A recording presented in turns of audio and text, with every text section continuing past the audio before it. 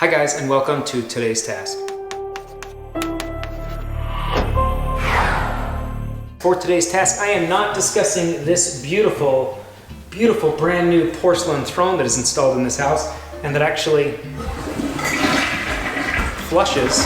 How amazing is that? But today we are going to be discussing GFCIs, which is an outlet that goes near any water source in your house where electricity is next to it as well. Maybe you've seen these around your house and you're not entirely sure what they do. This little device right here is a ground fault current interrupter. I believe that's what it stands for.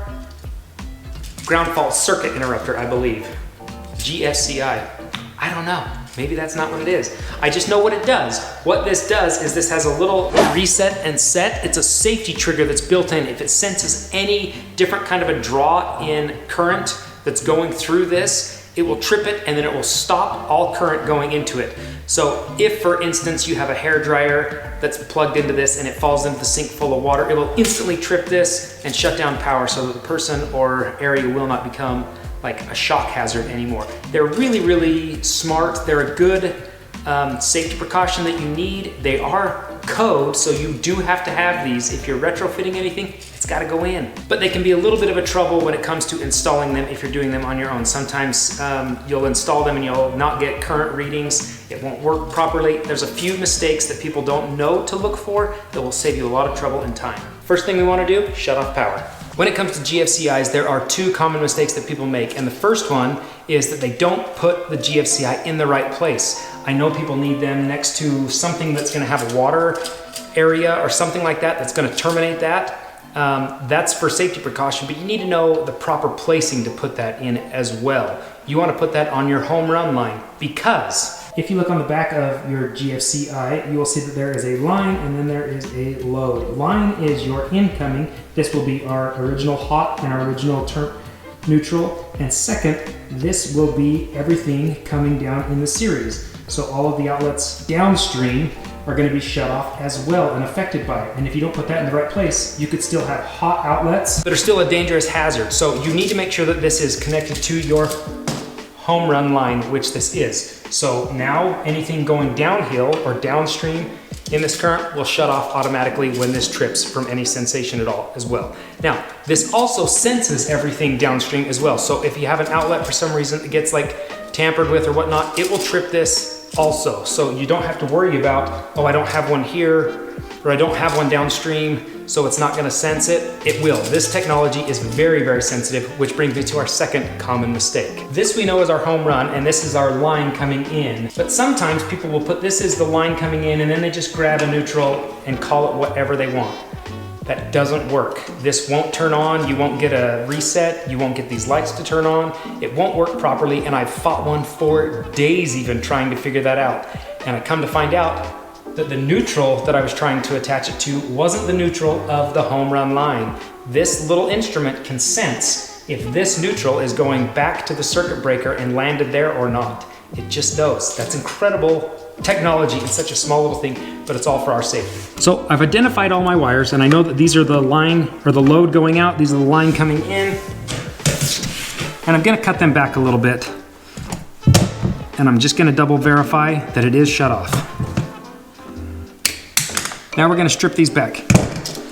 And when it comes to outlets, I do like to usually curve my outlets and wrap them around these screws, but because these have such good insert sections, I like to use those instead, mostly because these go bad and they can be replaced really easy. And if you've bent and messed with all the wiring and whatnot, they don't exactly go in and out very easily. So this GFCI, I will just do the insert installs. Keep in mind to keep these separate so you know what's going where. I always keep in mind the brass colored screws are typically the hot side and the white colored screws are typically the neutral side. This line goes in. Make sure it's all the way in there. And I like to do one side of the outlet first every time. I typically start with the neutral, but because I'm trying to keep things so organized here, or at least make sure I'm not screwing anything up on these, I'm doing my hots first. Neutrals, and that is the one, I've traced it back a couple times, now we know. And then the last one. There we go. Now, it is connected. Everything feels tight and solid. We're gonna push it back in our box. I am gonna flip it over because I hate not seeing a face on the outlet. It looks like a face to me, eyes and a mouth. That's how I like to see it. That's how I want them always. While the power's off is the best time to kind of square it up, make sure it sits nice. Currently power is flowing properly through this. We don't have any indicators. One of the indicators is saying that it's been tripped, or one is saying that this has gone bad, which is pretty cool technology. If you test it, this is a test that will test trip it. That means that this is no longer getting power through it, and we can prove this by a little system. We know that our power is coming in on this side and coming out on the load side, which comes to these outlets next. So it's been tripped, so I don't have any power here. Let's go reset it and see what it does. We've reset our GFCI, and now I have power here. So if I was to trip that GFCI, or if these trip anywhere, it'll trip that and stop power from coming. I'll go do a test so you guys can just visually see that it turns off. I'm not turning off the breaker in any way at the panel, I'm just turning off the GFCI, or tripping it. So I hit the test button, which is the test trip, and this loses all of its power downstream. And all of these will series downstream for the bathroom outlets. Pretty simple situation, pretty simple to install if you know a few little common techniques. So you guys, that is how you install a GFCI, and those are the common problems you will run into. Hopefully you will be able to replace one or install one. Say you got an older home that you need some update on. I would recommend installing one just for safety precautions, and now you know exactly how. If you liked today's video, give it a thumbs up. If you're new to the channel, subscribe. And if you're interested in a Today's Task hat, they are for sale, and I will leave the information in the description down below. Until then, we'll see you guys next time. GFI, or let's see. First off, what is, this is intended, first off, there are a lot of, this little outlet is intended to, ground fault circuit interrupter. Hey, it does it right there.